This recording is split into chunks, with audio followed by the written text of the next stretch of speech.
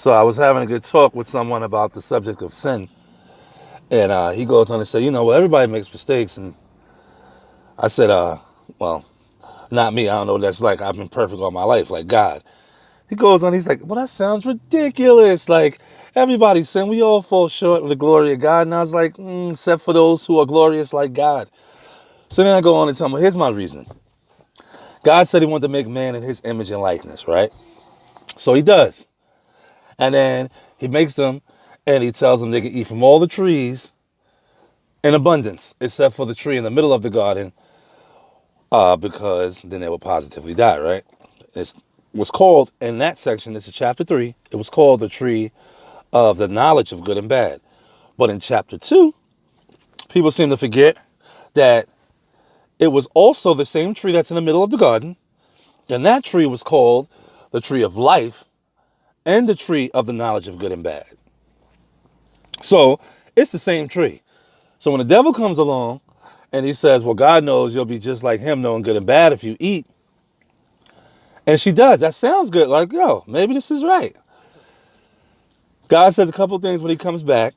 And in Genesis 3:22, he says the magic words. Here, the man has become like one of us, knowing good and bad. Wait a minute. Who the fuck is us? So God says one of us. There's already plural God. And the man has become like one of the plural gods by eating, just like the devil said. Because the man knows good and bad, like one of the gods do.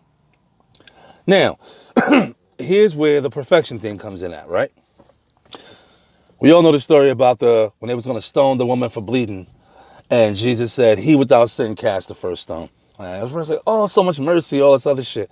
Well, technically speaking, Jesus was supposed to hit that bitch with a brick. Because he was supposed to be the only perfect person. So why the fuck did he allow her to live if he was then supposed to be following God's law? So that let me know that this was metaphorical.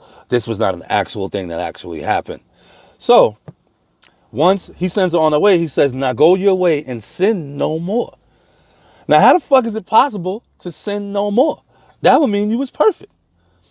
It's a mind frame. It's metaphorical.